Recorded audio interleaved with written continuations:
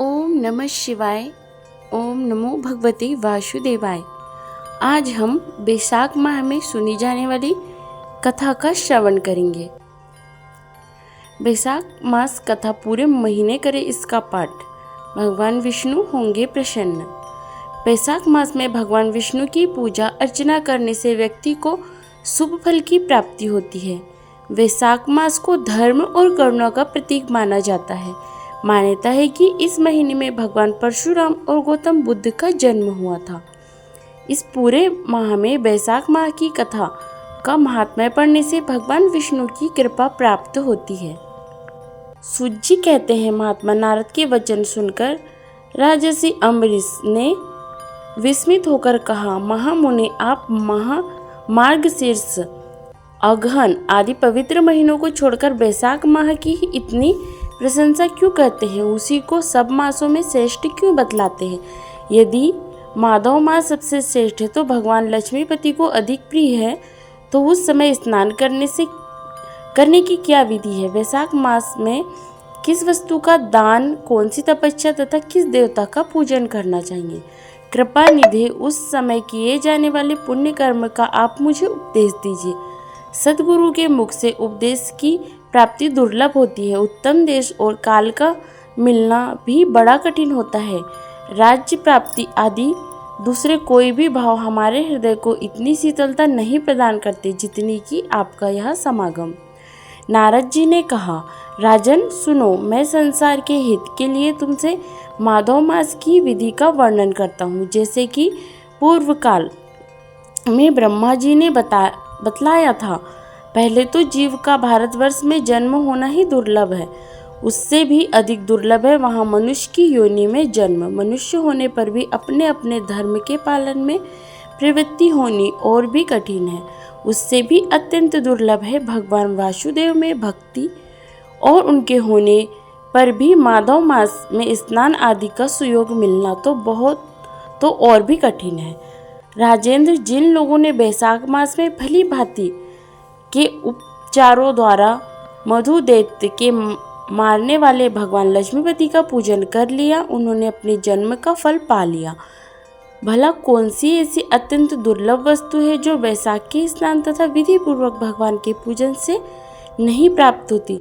जिन्होंने दान, होम, जप, तीर्थ में प्राण त्याग तथा संपूर्ण पापों का नाश करने वाले भगवान श्री नारायण का ध्यान नहीं किया, उन मनुष्यों का जन्म इस संसार में व्यर्थ ही समझना चाहिए। जो धन के रहते हुए भी कंजूसी करता है, दान आदि किए बिना ही मर जाता है, उसका धन व्यर्थ है।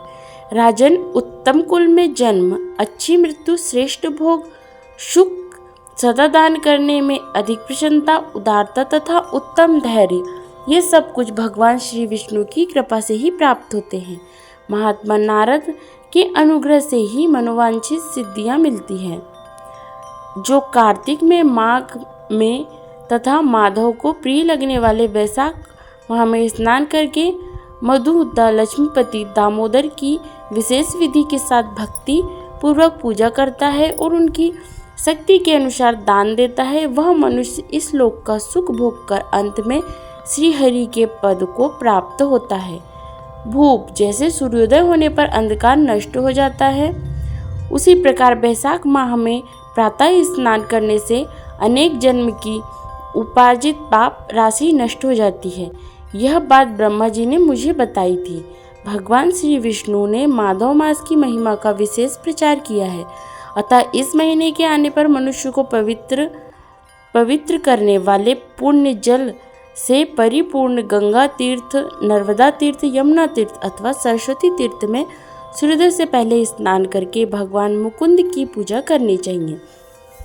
इससे तपस्या का फल भोगने के पश्चात अक्षय स्वर्ग की प्राप्ति होती है। भगवान श्री नारायण अनामय रोग व्याधि से रहित है।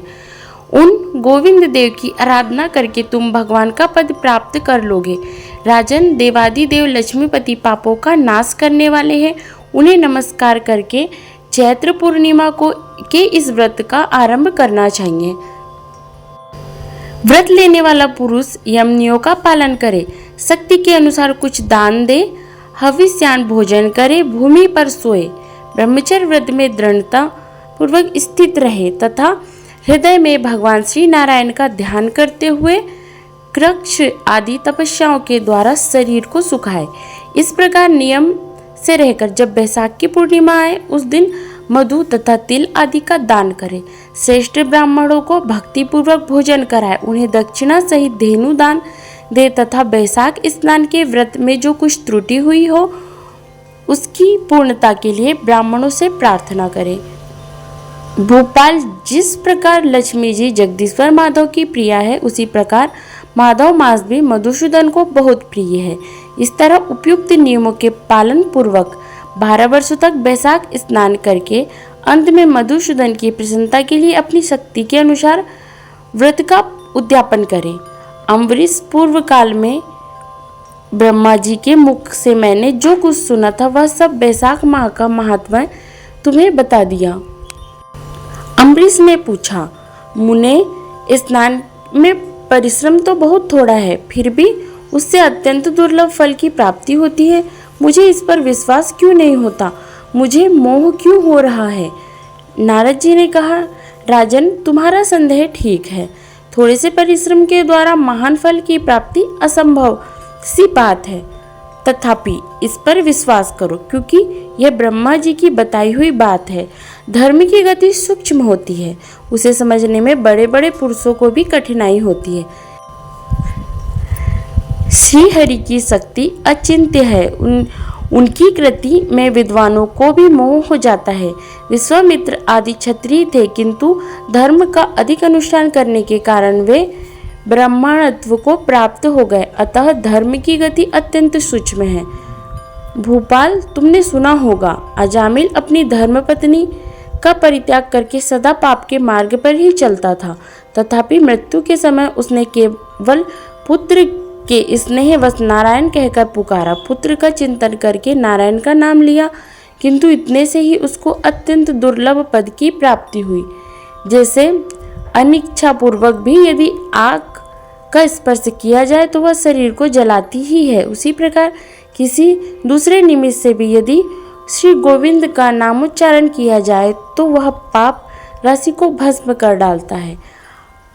अनिच्छयापि दहति स्पृष्टो हुत वहो यथा तथा दहति गोविंद नाम व्याजाद पीड़ितम। जीव विचित्र है, जीवों की भावनाएं विचित्र है, कर्म विचित्र है तथा कर्मों की शक्तियां भी विचित्र है। शास्त्र में जिसका महान फल बताया गया है वही कर्म महान है, फिर वह अल्प परिश्रम साध्य हो या अधिक परिश्रम साध्य। छोटी सी वस्तु से भी बड़ी से बड़ी वस्तु का नाश होता देखा जाता है। जरा सी चिंगारी से बोझ तिनके स्वाहा हो जाते हैं। जो श्री कृष्ण के भक्त हैं उनके अनजान में किए हुए हजारों हत्याओं से युक्त भयंकर पाताल तथा चोरी आदि पाप भी नष्ट हो जाते हैं। वीर, जिनके हृदय में भगवान श्री विष्णु की भक्ति है, वह विद्वान पुरुष यदि थोड़ा सा भी पुण्य कार्य करता है तो वह अक्षय फल देने वाला होता है। अतः माधव मास में माधव की भक्ति पूर्वक आराधना करके मनुष्य अपनी मनोवांछित कामनाओं को प्राप्त कर लेता है। इस विषय में संदेह नहीं करना चाहिए। शास्त्रोक्त विधि से किया जाने वाला छोटे से छोटा कर्म क्यों न हो, उसके द्वारा बड़े से बड़े पाप का भी क्षय हो जाता है तथा उत्तम कर्म की वृद्धि होने लगती है। राजन, भाव तथा भक्ति दोनों की अधिकता से फल में अधिकता होती है। धर्म की गति सूक्ष्म है, वह कई प्रकार से जानी जाती है। महाराज, जो भाव से हीन है, जिनके हृदय में उत्तम भाव या भगवान की भक्ति नहीं है, वह अच्छे देश तथा काल में जाकर जीवन भर पवित्र गंगा में नहाता और दान देता रहे तो भी कभी शुद्ध नहीं हो सकता, ऐसा मेरा विचार है। अतः अपने हृदय कमल में शुद्ध भाव की स्थापना करके वैशाख माह में प्रातः स्नान करने वाला जो विशुद्ध चित्त पुरुष भक्तिपूर्वक भगवान लक्ष्मीपति की पूजा करता है, उसके पुण्य का वर्णन करने की शक्ति मुझ में नहीं है। अतः भूपाल, तुम बैसाख मास के फल के विषय में विश्वास करो। छोटा सा शुभ कर्म भी सैकड़ों पाप कर्मों का नाश करने वाला होता है। जैसे हरि नाम के भय से राशि राशि पाप नष्ट हो जाते हैं, उसी प्रकार सूर्य के मेष राशि पर स्थित होने के समय प्रातः स्नान करने से तथा तीर्थ में भगवान की स्तुति करने से भी समस्त पापों का नाश हो जाता है। यथा हरेर नाम भयेन भूप नश्यन्ति सर्वे दुरितश्च वृंदा नूनम रवो मेष गते विभाते स्नानेन तीर्थे च हरि स्तवेन। जिस प्रकार गरुड़ के तेज से सांप भाग जाते हैं, उसी प्रकार प्रातः काल बैसाख स्नान करने से पाप पलायन कर जाते हैं। यह निश्चित बात है, जो मनुष्य मेष राशि के सूर्य से गंगा या नर्मदा के जल से नहाकर 1, 2 या 3 समय भक्ति भाव के साथ पाप प्रशमन नामक स्तोत्र का पाठ करता है, वह सर्व पापों से मुक्त होकर परम पद को प्राप्त होता है।